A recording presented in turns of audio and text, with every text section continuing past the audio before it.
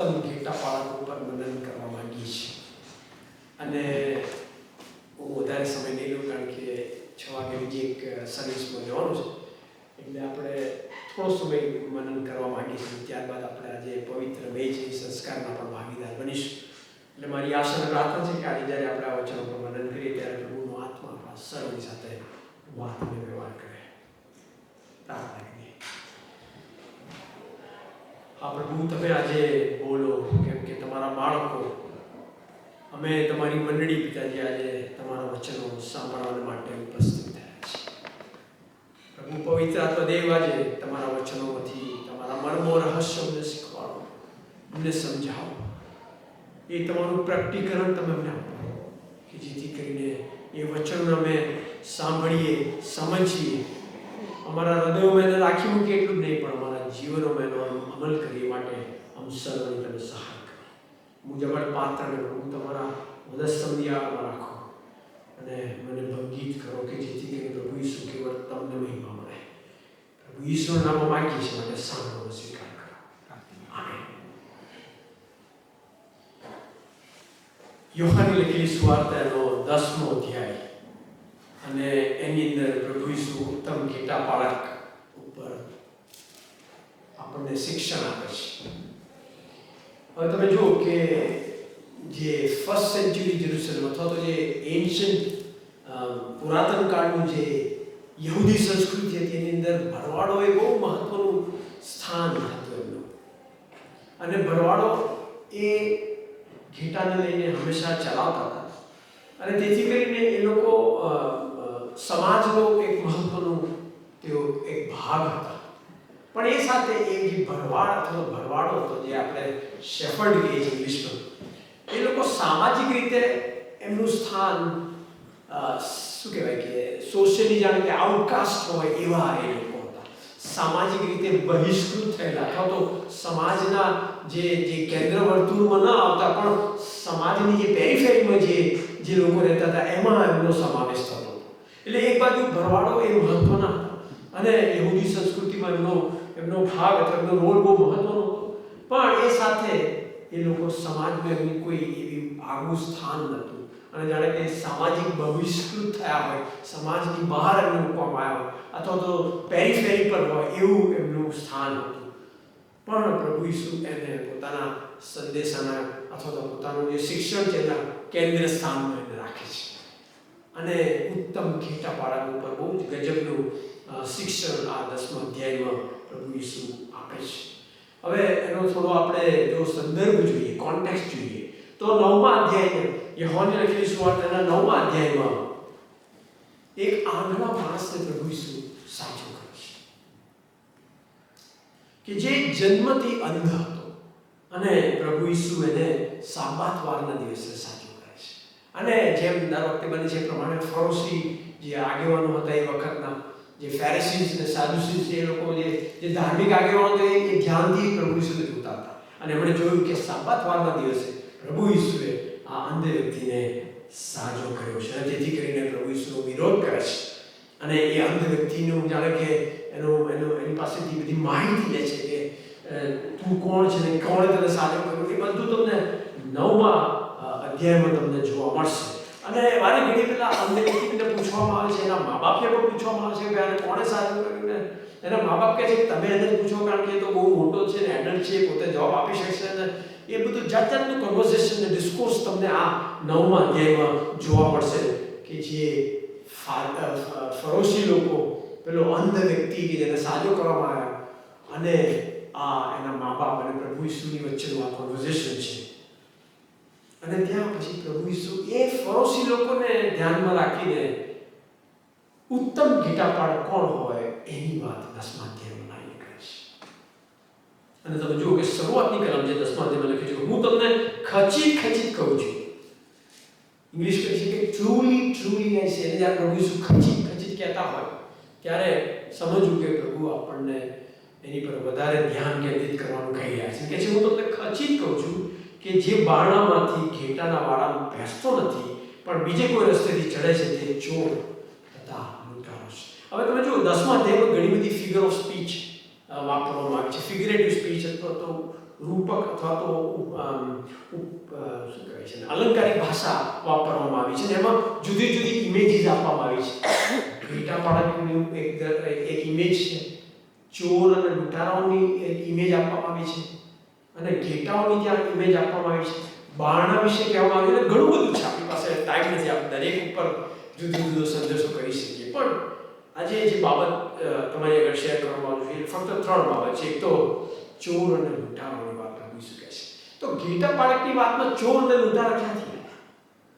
પણ તમે જુઓ કે શરૂઆતમાં પ્રભુ ઈસુ કહે છે કે જે બારણામાંથી ઘેટાના વાડામાં બેસતો નથી પણ બીજે કોઈ રસ્તેથી ચડે છે તે ચોર તથા લૂંટારો છે, પણ જે બારણામાંથી જે બેસે છે તે ઘેટા પાડક છે.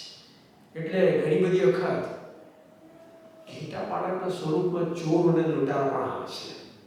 ઇંગ્લિશમાં કહે છે કે ફોલ્સ શેફર્ડ હતા, અને અત્યારે પણ એવું જ છે કે ઘણા બધા ઘેટા પાડકો જુદા જુદા સ્વરૂપમાં આવે છે. કોઈક સાચા સ્વરૂપમાં આવે છે, પણ કોઈક ચોર અને લૂંટારાના સ્વરૂપમાં આવે છે. પ્રભુ ઈસુને કેમ આ કહેવું પડે છે? કારણ કે મેં કીધું પ્રમાણે 9મા અધ્યાયમાં ફરોશી લોકો એ ત્યાંના જે યહૂદી હતા એમની સાથે બધી વાટાઘાટો કરતા હતા અને કહે છે કે સાબાતના દિવસે આવી રીતે કોઈને સાજો કરવામાં ના આવે ને જાત જાતની વાતો 9મા અધ્યાયમાં. અને પ્રભુ ઈસુ એમનો વિરોધ કરે છે. કેમ? કારણ કે એ લોકો નિયમશાસ્ત્રનું પાલન કરતા હતા, પણ એ લોકો જે ઘેટા એમને સોંપવામાં આવ્યા હતા એમનું એ લોકો શોષણ કરતા હતા. એટલે માનો હું નથી જાણતો, પણ અત્યારે આ સમયોમાં ઘણા બધા ઘેટા પાડકો આવ્યા છે. ઘણા બધા સો કોલ્ડ શેફર્ડ તમે જોઈ શકો છો. અને હું દુનિયાના જુદા જુદા ભાગોમાં જ્યારે ફરું છું ત્યારે મેં જોયું છે કે મારે નામે ઘણા બધા આવશે ને પ્રભુ ઈસુ કહે છે, પ્રભુ ઈસુના નામે ઘણા બધા આવે છે. પણ મારે તમારી બાબતને ધ્યાન રાખવાની, ચોકસાઈ રાખવાની જરૂર છે કે એ ખરેખર પ્રભુ ઈસુના સેવકો છે, ઘેટા પાડકો છે, કે પછી ઘેટા પાડકોના સ્વરૂપમાં ચોર અને લૂંટારા છે. કેમ? કારણ કે 10મી કલમમાં લખ્યું છે, યોહાન 10:10, ચોરી કરવા, મારી નાખવા તથા નાશ કરવા સિવાય બીજા કોઈ મતલબથી ચોર આવતો નથી. જે લોકો ચોર છે, લૂંટારા છે, એ ચોરી કરવા, મારી નાખવા, ડિસ્ટ્રક્શન છે, બીજા કોઈ હેતુથી આવતા નથી. અને અત્યારે પણ ઘણા બધા આગેવાનો જે લીડરશિપ મોડલની જ્યારે આપણે વાત કરીએ, જાત જાતના લીડર્સના આગેવાનો આપણે જોઈ રહ્યા છે. મંડળીમાં ને મંડળીની બહાર દરેકના પોતાના એજન્ડા હોય છે, દરેકના પોતાના સ્વાર્થ હોય છે, અને બધા એના માટે કામ કરે છે. અને એટલે એ લખવામાં આવ્યું છે કે ચોરી કરવા, મારી નાખવા તથા નાશ કરવાના બીજા કોઈ ઈરાદાથી આવતું નથી. અને એ જે ઘેટા પાડો છે એમનો જે લીડર છે તો શૈતાન છે, આપણે જાણીએ છીએ. અને તેથી કરીને પ્રભુના બાળકો તરીકે આપણે એ બાબતને હંમેશા ધ્યાન રાખીએ કે કોની પાછળ જઈએ છીએ. અત્યારે સોશિયલ મીડિયા બહુ પોપ્યુલર છે અને જાત જાતની અંદર આવે છે, અને બધું વાંચીને આપણે એની પાછળ પડી જઈએ છીએ અને આપણને એમ થાય કે આ સાચું, પેલું સાચું, આ સાચું છે. પણ આપણે 2 ઘડી થોભીને દરેક બાબતને પ્રભુના વચનની સાથે સરખાવવાની જરૂર છે. કારણ કે એવું ના બને કે એ શિક્ષણ અથવા એ જે વ્યક્તિ કે જે પ્રભુ ઈસુના નામે આવી રહ્યું છે એ આપણને કોઈક જુદા શિક્ષણનો અથવા જુદા માર્ગમાં દોરી જાય. કારણ કે આ છેલ્લા દિવસોમાં છીએ આપણે, અને વાલાઓ એ ચોર કે જે શૈતાન શત્રુ એ ભયંકર એક્ટિવ છે, આપણે જાણીએ છીએ. એટલે આપણે ગાફેલ ના રહીએ, આપણે નિશ્ચિંત ના રહીએ, આપણે કોમ્પ્લેસન્ટ ના થઈએ, કારણ કે આપણે જાણતા નથી ક્યારે આપણો પગ લપસી પડે. એટલે પહેલી જે બાબત એ કે આપણે જે સાચા ઘેટા પાડકો છે એમને ઓળખીએ, પારખીએ, અને એની ઓળખને પારખીએ તો પ્રભુના વચનો દ્વારા આપણે કરી શકાય છે. જો કોઈ મને પ્રભુના વચનોની જુદી બાબતો સમજાવવાનો પ્રયત્ન કરે છે તો આપણે હંમેશા એનાથી ચેતતા રહેવાનું છે. અને ખાસ કરીને ઉત્તમ ઘેટા પાડક એ તો પ્રભુ ઈસુ છે.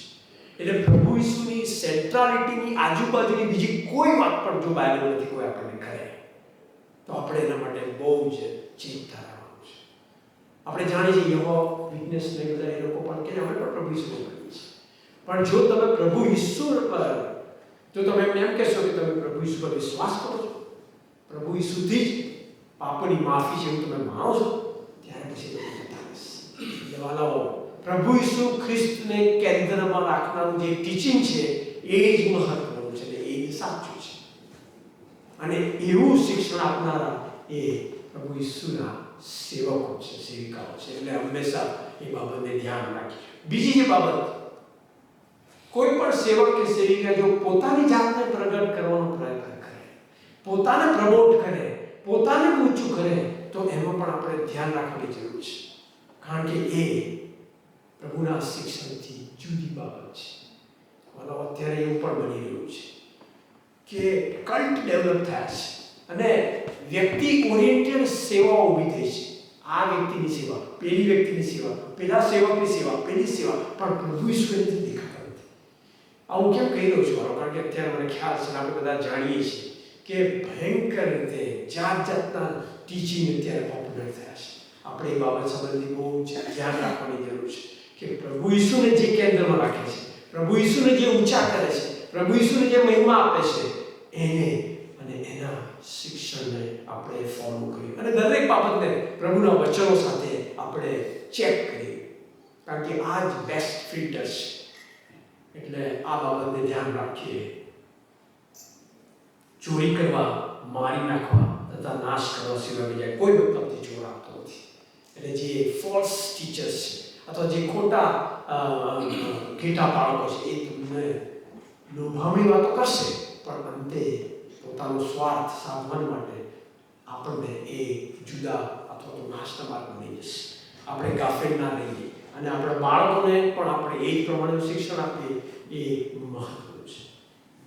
બીજી જે બાબત મારે તમારી આગળ શેર કરવાની તો એ કે પ્રભુનું વચન શું કહે છે?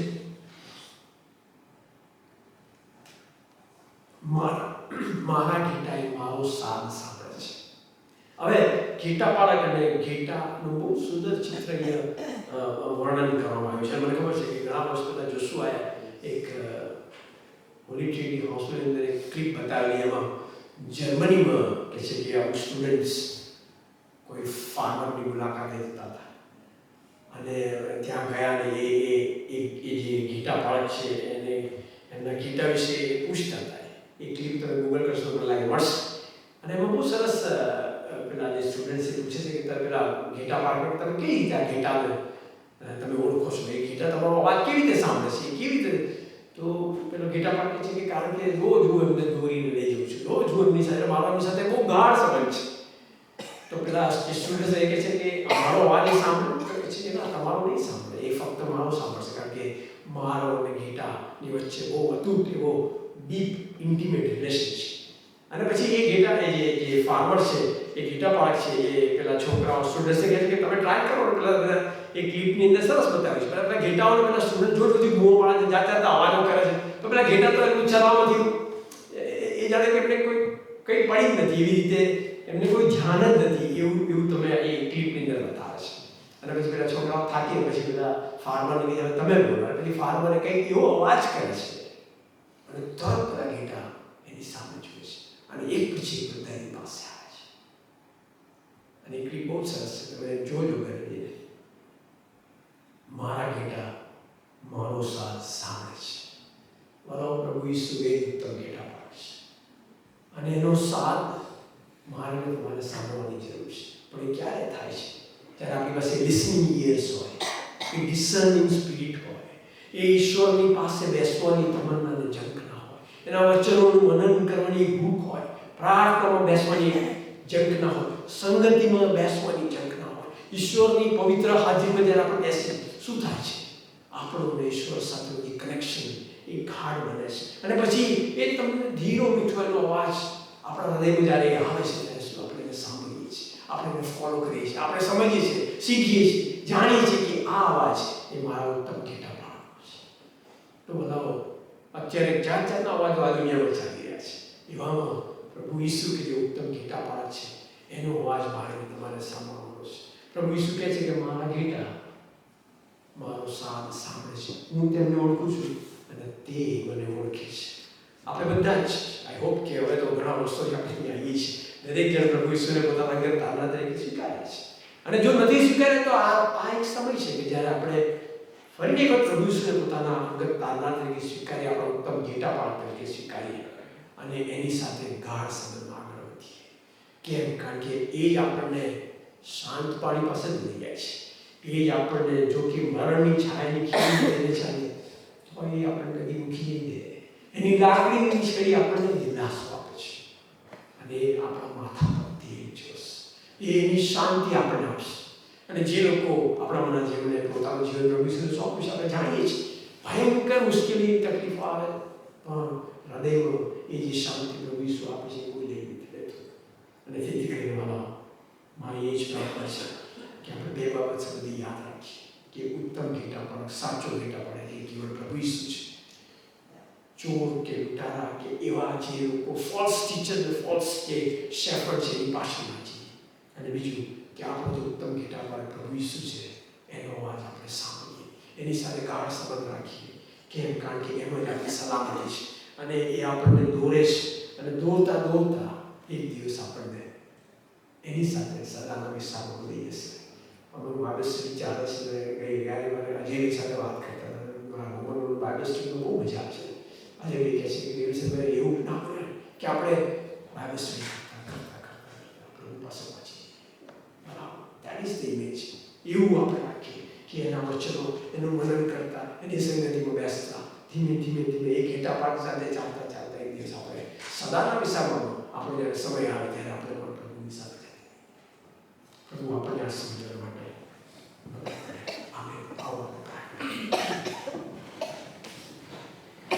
પ્રભુ ઈસુ અમે તમારો આભાર માની શકતા છીએ કારણ કે તમે અમારા ઉત્તમ ઘેટા પાડો છો.